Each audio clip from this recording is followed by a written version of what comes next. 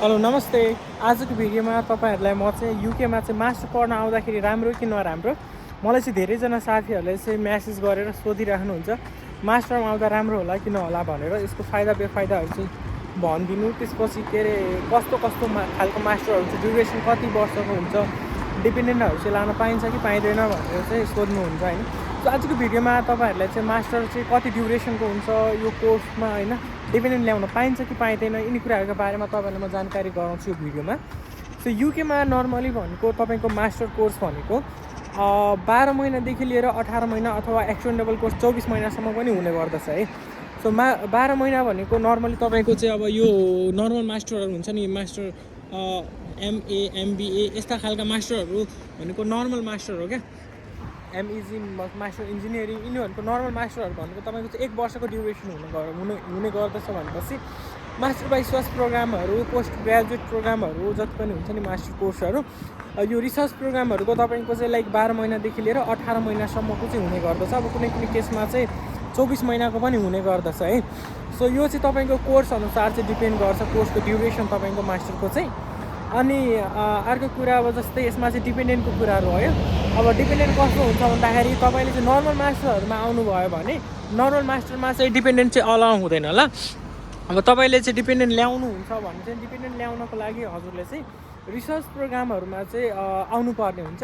Research प्रोग्रामहरूमा तपाईँले चाहिँ आफ्नो डिपेन्डेन्ट चाहिँ सजिलै ल्याउन पाउनुहुन्छ। अब डिपेन्डेन्ट मात्र नभएर तपाईँले चाहिँ आफ्नो बच्चाहरूलाई पनि ल्याउन मिल्छ है त्यो मास्टर रिसर्च प्रोग्राममा।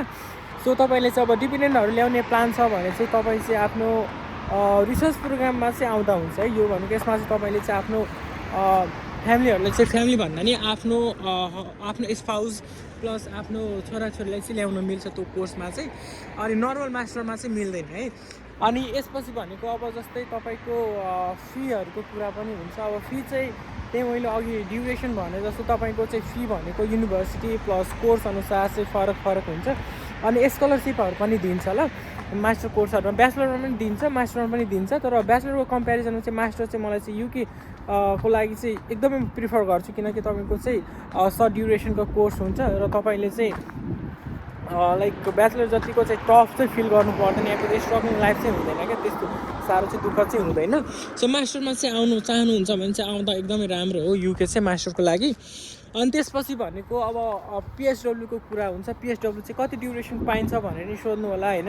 सो पिएचडब्ल्यू भनेको तपाईँको चाहिँ पोस्ट ग्रेजुएसन वर्क भिजा भनेको तपाईँले चाहिँ आफ्नो कम्प्लिसन अफ यो कोर्स 2 वर्षको चाहिँ दिइरहेको थियो भनेपछि अबदेखि चाहिँ 18 महिना दिने चाहिँ नयाँ नियम चाहिँ लागू भएको छ। सो अब जनवरी 2027 पछि चाहिँ पिएचडब्ल्यू चाहिँ 18 महिनाको मात्र हुन्छ र पहिला चाहिँ अब 2 वर्षको दिन्थ्यो। अनि तपाईँले जस्तै अब पिएचडी कोर्स गर्नुभयो भने पिएचडीको चाहिँ 3 वर्षको हुन्छ है।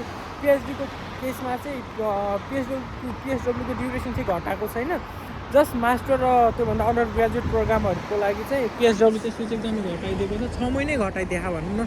पहिला चाहिँ 2 वर्षको थियो अनि अहिले चाहिँ 18 महिना गराइदिएको, 1.5 वर्ष गराइदिएको छ। सो मास्टर कोर्समा युके चाहिँ एकदमै राम्रो होला। मास्टरमा चाहिँ त्यस्तो नेगेटिभ कुराहरू चाहिँ मसँग चाहिँ खासै छैन। अब महँगो कुराहरू होला। अब फी जुनसुकै कन्ट्रीमा पनि अब त्यस्तो सस्तो चाहिँ हुँदैन। अब स्कलरसिप अपर्च्युनिटीहरू चाहिँ अब तपाईँले राम्रो पाउनु भयो भने तपाईँले सस्तोमा नि पढ्न पाउनुहुन्छ। अनि स्कलरसिपहरू चाहिँ खासै राम्रो पाउनु भएन भने चाहिँ तपाईँलाई चाहिँ अलिकति महँगो नि पर्न जान सक्छ है। सो जुनसुकै कन्ट्रीमा नि त्यस्तै हो, फीको कुराहरू चाहिँ अलिकति सस्तो महँगो जहाँ पनि हुन्छ। अनि सबै कुराहरू चाहिँ मास्टरमा आउनेहरूलाई चाहिँ राम्रै छ कि, किनकि 1 वर्षको कोर्स हुन्छ। तपाईँले सकेसम्म तपाईँले चाहिँ आफ्नो नेपालबाट आफ्नो चाहिँ फी तिरेर आउँदाखेरि एकदमै राम्रो कि। नेपालबाट 1 वर्षकै फी तिरेर आउनुभयो भने यहाँ चाहिँ तपाईँले चाहिँ त्यस्तो स्ट्रगल चाहिँ गर्नु पर्दैन। आफूले पार्ट टाइम जब गर्दै आफ्नो रुम रेन्टहरू, आफ्नो पर्सनल खर्चहरू चाहिँ मजाले चाहिँ तिर्न सकिन्छ, आफ्नो निकाल्न सकिन्छ क्या। अनि अलिअलि सेभिङ पनि गर्न सकिन्छ। अब तपाईँले चाहिँ 20 आवर्स राम्रो पेमेन्ट भएको कामहरू पाउनुभयो भने तपाईँले अलिअलि सेभ पनि गर्न सक्नुहुन्छ, घरबाट ऋण लिएर आएको पैसाहरू पनि तिर्न सक्नुहुन्छ कि मास्टर कोर्समा चाहिँ। सो अब रिसर्चमा चाहिँ म फेरि लास्टमा दोहोऱ्याइदिउँ। रिसर्चमा आउनुभयो भने तपाईँले चाहिँ आफ्नो डिपेन्डेन्टहरू चाहिँ अलाउ ल्याउन मिल्छ, त्यसमा चाहिँ अलाउ गरेको हुन्छ। नर्मल मास्टरमा आउनुभयो भने चाहिँ नर्मल मास्टरमा चाहिँ डिपेन्डेन्ट चाहिँ राख्न मिल्दैन ल। सो हस् त ड्युरेसनको कुरा पनि मैले गरिसकेँ। अब यति नै गाइज, अर्को भिडियोमा फेरि भेटौँला। By, C you.